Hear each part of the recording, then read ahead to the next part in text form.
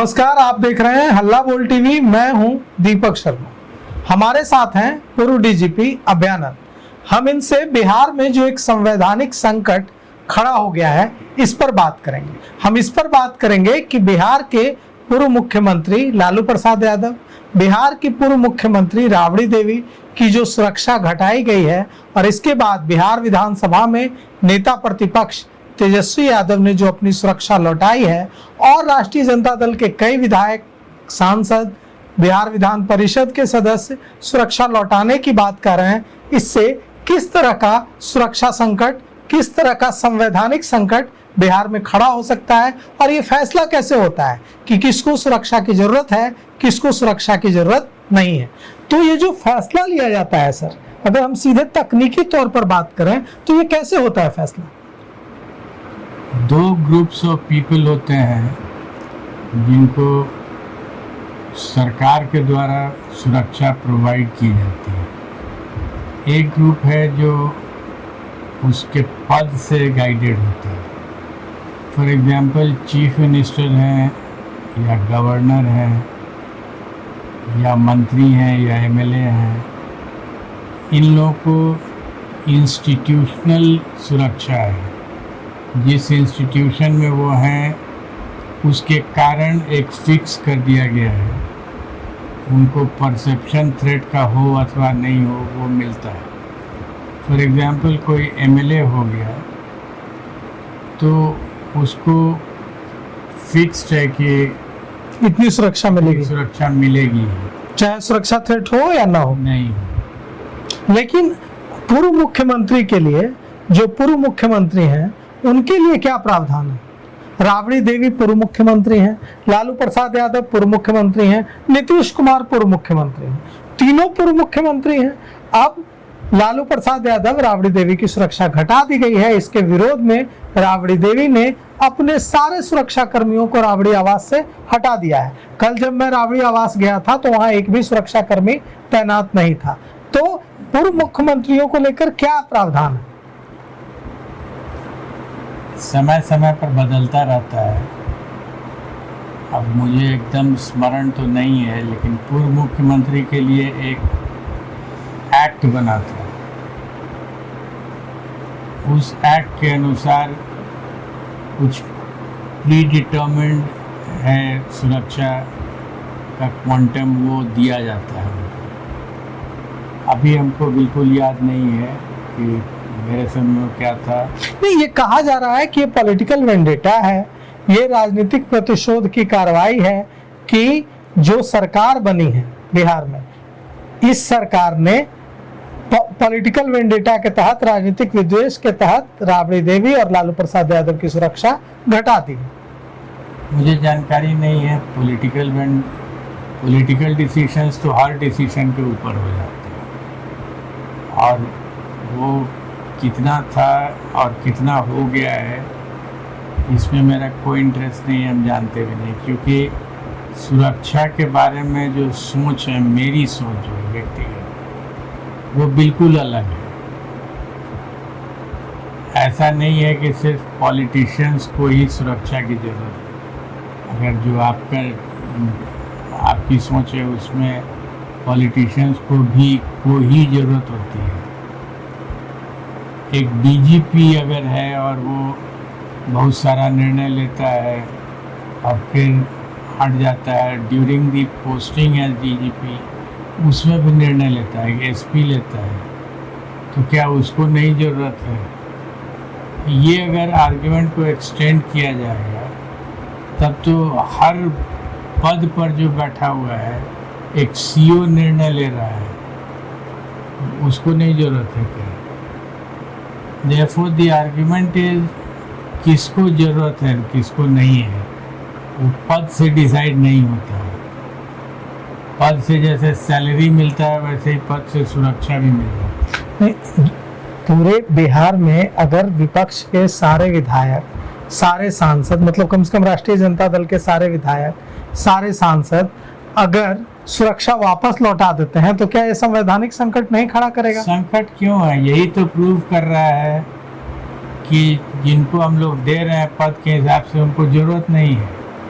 अगर उनको जरूरत रहती तो नहीं लौटाते। लौटा तो विरोध में रहे हैं। इट्स लाइक सेइंग कि खाने का समय हो गया तो भूख लगी है, भूख के में खाना खा लीजिएगा, लेकिन अगर आप खाना नहीं खा रहे हैं इसका मतलब आपको भूख नहीं लगी है। नहीं, वो कह रहे हैं कि अगर हमारे जो नेता हैं उनकी सुरक्षा घटा दी गई, अब वो सुरक्षा के बिना है, तो लोकतांत्रिक तरीके से विरोध करने के लिए हम अपनी सुरक्षा भी लौटा रहे हैं। यही तो दीपक जी मैं कह रहा हूँ कि अगर आप कोई व्यवस्था आपको दी गई है और आप रखने को नहीं तैयार हैं तो इसका मतलब उसकी एक्चुअली बहुत आवश्यकता नहीं है। अगर सुरक्षा वापस कर दिए जाने के बाद अब राबड़ी देवी का जो आवास है, राबड़ी आवास, वहाँ कोई सुरक्षा नहीं है, एक भी पुलिसकर्मी की तैनाती नहीं है, जहाँ कितने सारे पुलिसकर्मी तैनात रहते थे। लालू प्रसाद यादव सिंगापुर से बिहार के लिए चल चुके हैं। लालू प्रसाद यादव, राबड़ी देवी, नेता प्रतिपक्ष तेजस्वी यादव और आरजेडी के दूसरे नेता अगर बिना सुरक्षा घूमते हैं, अपने अपने क्षेत्रों में जाते हैं और उनके साथ कोई अनहोनी होती है, कोई मारपीट की घटना होती है, किसी तरह की कोई हिंसा होती है, तो फिर क्या करेगा स्टेट एडमिनिस्ट्रेशन? यूएसए के प्रेसिडेंट को से ज़्यादा सुरक्षा कभी नहीं किसी को मिली है। प्रेसिडेंट उनके केनेडी थे, हाईएस्ट सुरक्षा में चल रहे थे और उनको शूट कर दिया गया। कौन बचा लिया?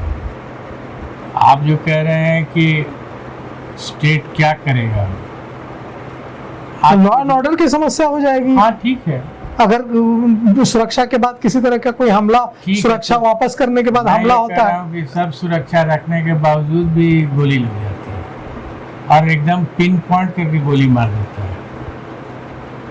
मेरी अपनी सोच ऐसे बहुत भिन्न है।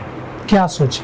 मेरी सोच है कि अगर संविधान की आपने बात की, संविधान के नियमों का पालन होता रहे बिना द्वेष, बिना भय के, तो कभी भी कोई कोशिश करके भी गोली मारने की सोचेगा नहीं, अनलेस कि वो पागल है, नहीं सोचता है।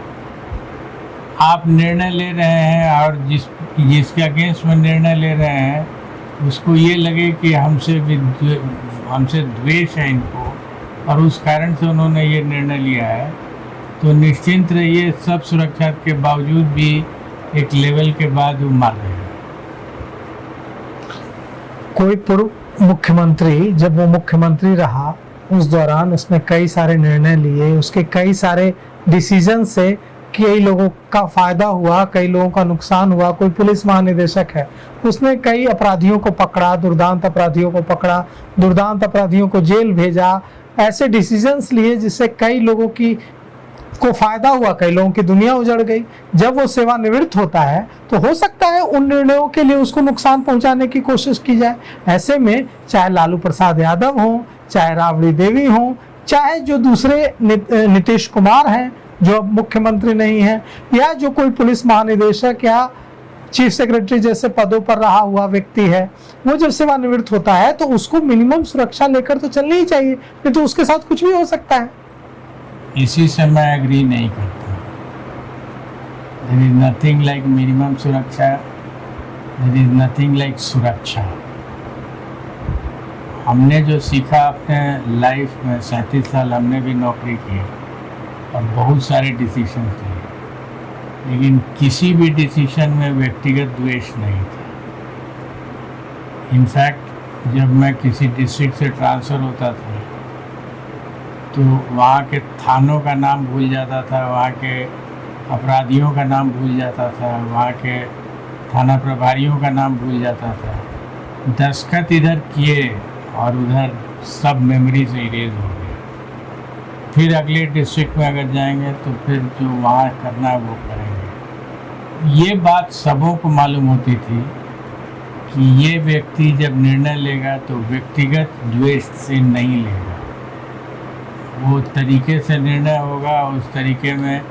इनफैक्ट आपको हम बताएं, एक बार मुझे भेजा गया था ट्रेनिंग में इंग्लैंड में, हम लोग 2 ऑफिसर थे बिहार कैडर के, और वहाँ एक बहुत इंटरेस्टिंग चीज़ हमने देखी।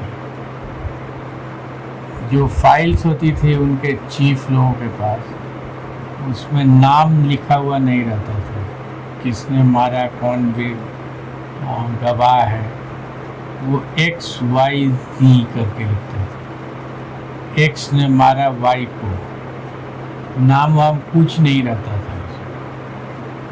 वो एक डेवलप्ड स्टेट है, डेवलप्ड कंट्री है यूके, और प्रॉपर नाउन सब हटाया हुआ रहता है। क्यों हटाते थे? क्योंकि मालूम था व्यवस्था में कि जो डिसीजन लेने वाला है उसको पता नहीं रहना चाहिए।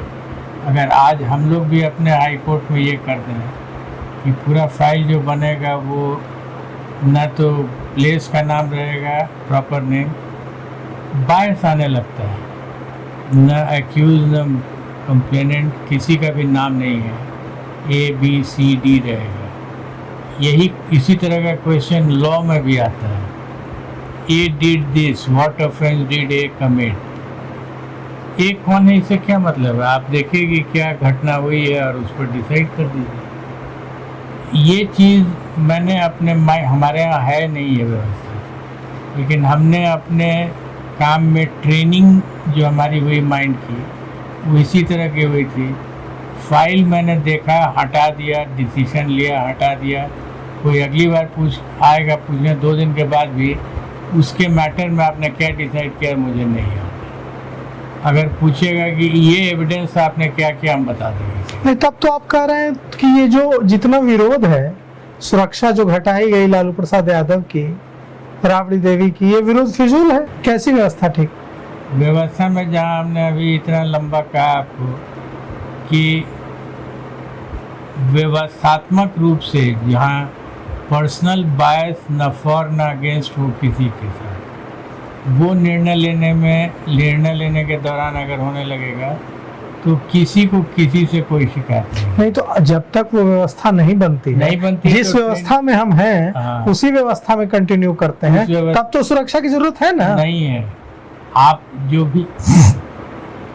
भी चीफ मिनिस्टर बने, जो भी मिनिस्टर बने, जो भी सेक्रेटरी बने, वो फाइल जब डील करे तो माइंड से सब कुछ निकाल दे कि हमने नाम वाम पढ़ा है। वो नाम के बदले में X पढ़े, एविडेंस देखे कि क्या आया है, निर्णय उसी हिसाब से हो। तो लोगों को, और ये अगर आप करना शुरू कीजिएगा तो लोगों को मालूम हो जाएगा कि ये आदमी नाम देख के निर्णय नहीं लेता है, ये आदमी एविडेंस देख के निर्णय लेता है। ये जो कहा जा रहा है, तमाम जो राष्ट्रीय जनता दल के नेता कार्यकर्ता वो इस चिलचिलाती धूप में जाकर राबड़ी आवास के बाहर बैठे हुए हैं। वो कह रहे हैं कि राजनीतिक प्रतिशोध, पॉलिटिकल वेंडेटा की भावना के तहत हमारे नेता लालू प्रसाद यादव, हमारी जो नेता हैं राबड़ी देवी, इन्हें टारगेट किया जा रहा है और इनकी सुरक्षा घटाई इसलिए जा रही है, इनकी जान को खतरा है। आप ये नहीं मानते हैं कि किसी अगर पूर्व मुख्यमंत्री की सुरक्षा अचानक कम कर दी जाए और उससे उस पर किसी तरह का खतरा उत्पन्न हो जाए और कोई उसके साथ अनहोनी हो जाए, तो पूरे राज्य में एक संकट खड़ा हो सकता है, विधि व्यवस्था के लिए चुनौती हो सकती है? आपने कहा कि लोग चले जा रहे हैं, वहाँ बैठ गए हैं, हमने भी देखा है सोशल मीडिया में। ये उनका निर्णय है, वो जाएं, लेकिन मैं एक सैद्धांतिक बात कर रहा हूँ कि अगर इस समस्या से उबरना है तो व्यवस्था ऐसी बनानी होगी कि हम नाम के बदले में ख ख ग घ लिख देंगे फाइल में और तब निर्णय लेंगे। आप देखिए मामला ही समाप्त हो जाएगा और कितना सुंदर निर्णय सब आएगा। ये तो स्टार्ट करना चाहिए जुडिशरी से। No name should be written on the files, जो भी रिकॉर्ड पर आता है बहस के दौरान नहीं होना चाहिए। अभी इस मामले की अगर बात करें, ये जो विरोध प्रदर्शन हो रहे हैं, यह जो सरकार पर और पुलिस प्रशासन पर जो इल्ज़ाम लगाया जा रहा है कि थ्रेट कहा जा रहा है कि पहले थ्रेट था इसलिए सुरक्षा दी गई थी उस स्तर की, अब थ्रेट नहीं है। ये थ्रेट है या थ्रेट नहीं है, ये कैसे तय होता है? एक कमेटी है जो बैठती है, वो भी कमेटी नाम वाम पढ़ करके ही डिसीजन लेती है। अगर वो भी कमेटी के सामने जो फैक्ट्स है उसमें प्रॉपर नेम्स हटा दिया जाए, सर्वनाम दे दिया जाए उसके अगेंस्ट में, तो बेटर होगा डिसीजन। तो इस मामले में क्या होना चाहिए? होना यही चाहिए कि तरीका अगर सुरक्षा, आप जो कह रहे हैं कि सुरक्षा किसी को नहीं चाहिए, तो बिना सुरक्षा के घूमना चाहिए लालू प्रसाद यादव, राबड़ी देवी को। और सुरक्षा रहने के बाद भी दीपक जी गोलियां लग रही है, लाठी चल जा रही है।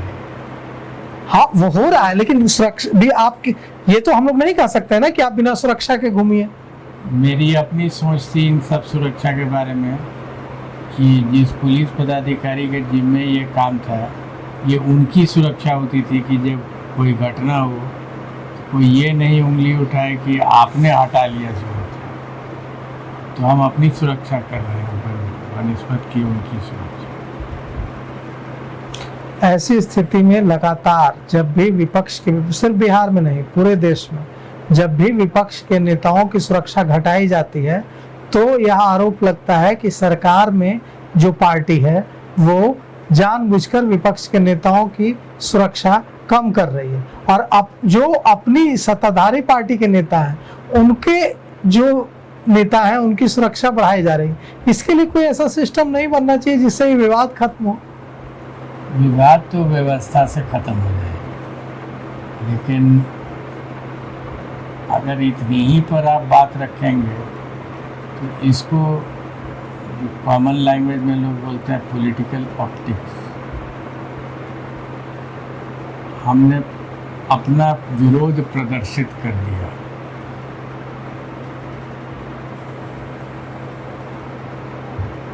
तो ये जो आरोप है, आप बोल रहे हैं कि एक समिति है, वो कमेटी काम करती है, वो कमेटी भी पॉलिटिकली गाइडेड होने लगती है, क्योंकि उसमें भी साहब लोग बैठते हैं और साहब लोग नाम पढ़ करके वो भी जानते हैं कि किसका रिकमेंड करना चाहिए किसका नहीं रिकमेंड करना। उस कमेटी में कौन कौन होता है याद नहीं। वो कमेटी डिसीजन लेती है कि सुरक्षा किसको कितनी मिलेगी।